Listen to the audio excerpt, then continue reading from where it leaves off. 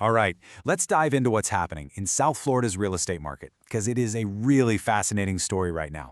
We've got this dramatic cool down, a really stubborn stalemate between buyers and sellers, and then a wild twist at the very, very top.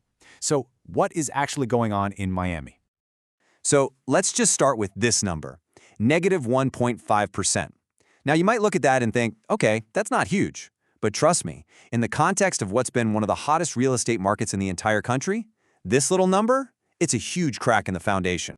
Because, get this, that's the first time in over 13 years that the median price for a single-family home in Miami has actually gone down. I mean, that is the end of an incredible, non-stop run. It's a signal that the market has really entered a whole new phase. And you know, this press drop isn't just some random blip happening in a vacuum. Nope. It's really the most obvious sign of a much bigger trend that we're seeing, something we're calling the Great Cool Down. The whole market is starting to feel a chill. And this isn't just about prices. It's about actual sales. I mean, look at this. In July, single-family home sales just plummeted by almost 15% compared to last year. And the condo market, it got hit even harder, dropping over 17%. The bottom line is, deals just aren't getting done the way they used to. So what's slamming the brakes on the market? Well, it really just comes down to classic supply and demand. Suddenly, there's a flood of new inventory out there.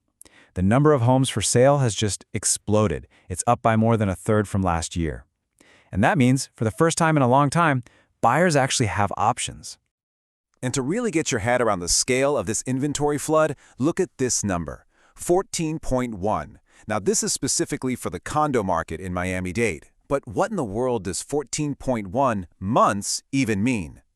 Well, it's a really key metric we use called months of supply. Basically, if no new condos came on the market, it would take over a year to sell everything that's currently listed. Now, anything over 6 months is considered a buyer's market. So 14 months, that is an overwhelming massive advantage for buyers. They should have all the power, right? But this is where the story gets really weird. Because this big imbalance leads us to the central puzzle of the Miami market right now. If there are so many homes for sale and buyers supposedly have the upper hand, why are sales still falling off a cliff? The answer is market gridlock. Here's the fundamental conflict. It's like two sides not speaking the same language. On one hand, you've got buyers, and they see all this inventory, and they're expecting to get a deal. They finally feel like they have some negotiating power. But on the other side, you've got sellers, and their minds are still stuck on the peak prices of 2022. They're just flat out unwilling to sell for less. And so, you have a standoff. And the result of that standoff is just mind-blowing. In June, almost 60%, let me say that again, 60% of home listings in Miami were just pulled off the market without selling. Think about that. Sellers would rather just give up and wait than lower the asking price. It's the highest rate of this happening in the entire country. I mean, just look at it this way. The majority of people who tried to sell their home in June just threw in the towel because they weren't going to get the price they wanted. This is what market gridlock looks like in its purest form. But while most of the market is completely frozen, that's not the whole story. Because while the mainstream market is stuck in this stalemate, something totally different, something explosive, is happening at the very top. Let's call it the luxury exception. So, at the same time that rest of the market is posting these big double-digit declines in sales, one very specific part of it is doing the exact opposite. It's seeing a triple-digit increase. And we're not just talking about the regular luxury market here. This is the ultra-luxury tier. We're talking homes priced over $3,000 a square foot. In that stratosphere, sales have more than doubled from last year. It's a completely different world, operating by its own set of rules. So who are these buyers who seem to be totally immune to the cool down? Well, it's a mix. You've got your ultra-high net worth individuals and, this is critical, international investors, especially from places like Argentina, Colombia, and Brazil.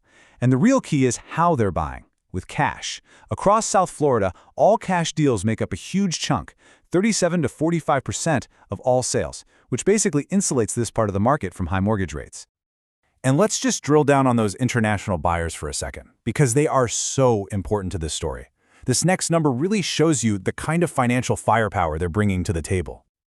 An incredible 68% of the homes bought by Latin American buyers are all cash deals. For them, this isn't just about finding a place to live, it's about moving their wealth into a stable asset that's in US dollars. They're just not worried about mortgage rates because, well, they're not getting mortgages. Okay, so we've got these two completely different stories playing out in the same city. You have a gridlock market for most people and a booming, red-hot market for the super rich. How on earth do you make sense of this new, pretty complex reality?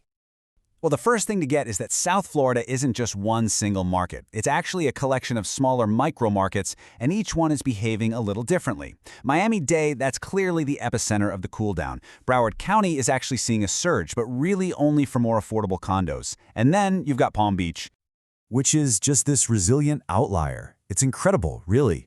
While sales were just plunging in Miami, Palm Beach actually saw single-family home sales increase by 1% in July. It is completely bucking the regional trend, which just goes to show you how unique each of these local markets can be.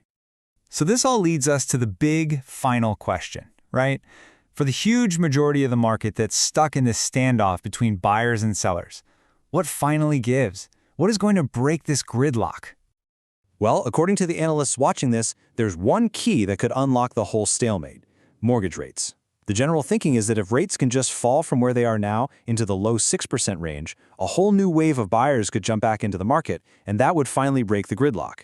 So if you want to know when the standoff in South Florida is going to end, don't watch the sellers, don't even watch the buyers. Watch that number.